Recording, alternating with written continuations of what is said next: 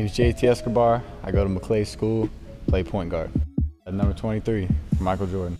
Yeah, he's always been my favorite player since I was little. Fourth grade, started playing AAU, played with Tallahassee Spurs. Didn't really play that much that year. I was, the dude probably went in the last 20, 30 seconds. We were up by a lot at the end of the game, or down by a lot.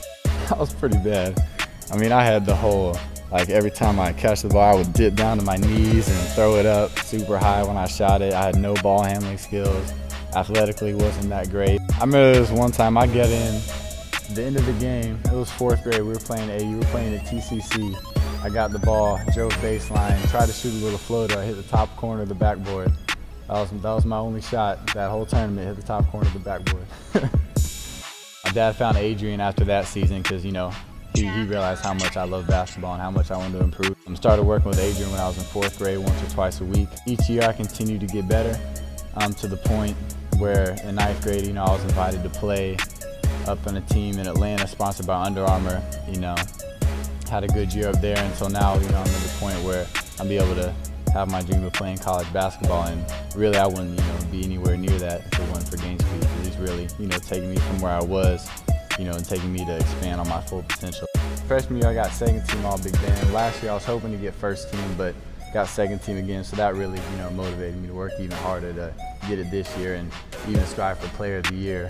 I didn't get player of the year this year, but I got the privilege of being on first team, and that was a great honor. It shows how your hard work is paying off, and it's just a great honor to be on there. Next year going for player of the year.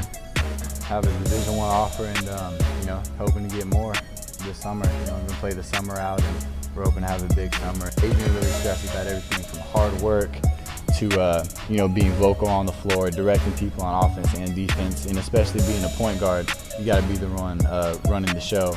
As far as telling people where to go if somebody messes up, tell them where they need to be without putting them down, encouraging everybody, and really just make everybody else play better around you. And from the second you step on the floor, having the expectations that you're going to go 110%, and have the expectation that you push everybody else around you to go to 110%, and not expect anything but the best from yourself. And that's one thing that Adrian's always stressed, since I was in the fourth grade, is when you step on the floor, you mean business. If you're thinking about, getting better at basketball, GameSpeed is definitely the place to do it.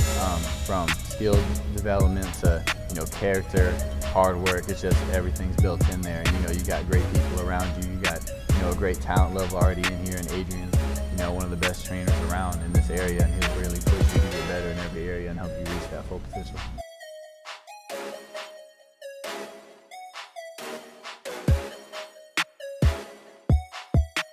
So we were down at Florida Gulf Coast. He took me and Austin down there for their elite camp, and Adrian was down talking to Michael Fly, the assistant coach down there. And me and Austin, or he told me that me and Austin go to the mall and get dinner or whatever. So he gave me his car keys, and he told me, do not lock my keys in the car, whatever you do. And so I have my own car keys with me, but I took his car, and when we came back, I attached the end of his keychain to my key, and I put it in the front seat. So we went upstairs, and he asked for his car keys back, and I checked the pockets, and I started freaking out, and I told him, I didn't have them. We went back and checked in the car, and he looked in, and he thought that was his car keys in the front seat. So he was flipping out. He was yelling at us and told us how stupid we were. But then we showed it to him. He was like, don't ever do that to me again. I'm never letting you take in my car again. But that was probably pretty funny.